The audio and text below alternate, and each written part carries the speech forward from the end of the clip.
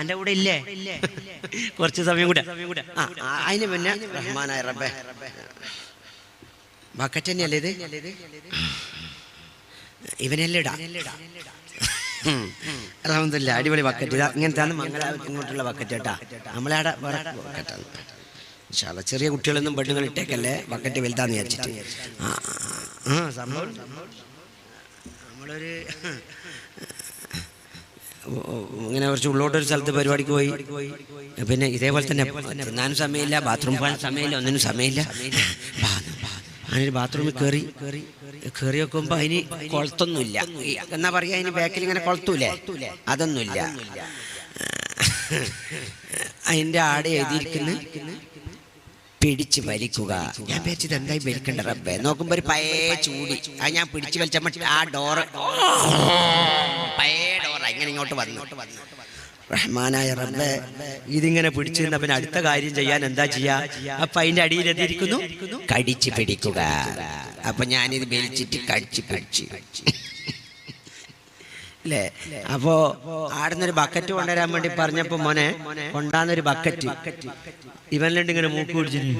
ഇതെന്ത് ബക്കറ്റ്? നോക്കുമ്പോ കക്കൂസ്ന്നാ കൊണ്ടാന്ന് സംഘാടകര് ബക്കറ്റിലായിട്ട്. അതുകൊണ്ട് ഞാൻ പെട്ടെന്ന്, അതുകൊണ്ട് ഇത് നേരത്തെ നല്ല അടിപൊളി. അതുകൊണ്ട് ചെറിയ പൈസയൊന്നും ഇതിനെ അറിയൂല അല്ലേ. അതുകൊണ്ട് നല്ല സംഭാവന കൊടുക്കണം. നിങ്ങളൊക്കെ പ്രതീക്ഷിച്ചുകൊണ്ടാണ് ഇതിന്റെ ഈ സംഘാടകർ SKSFന്റെ മക്കള് പരിപാടി വെച്ചിട്ടുള്ളത്. ഇൻഷാ അല്ലാഹ് ഞാൻ നേരത്തെ എടുത്തിട്ടിന്. ഇതിന്റെ അടിയിൽ വേറെ കീശയുണ്ട്. അവൻ പറഞ്ഞു ബക്കറ്റ് വരുമല്ലോ ഉസ്താദ്. ഞാൻ പറഞ്ഞു ഇതാ നേരത്തെ കരുതിയിട്ടുണ്ട്. ബിസ്മില്ലാഹിർ റഹ്മാനിർ റഹീം. ഞാൻ എന്താ ഇട്ട് കൊടുത്തത് നോക്കണ്ട. പലതുള്ളി പെരുവെള്ളം. ഇത് നമ്മുടെ പ്രവാചകരുടെ കാലഘട്ടത്തിൽ തുടങ്ങിയ സംഭവമാണ്.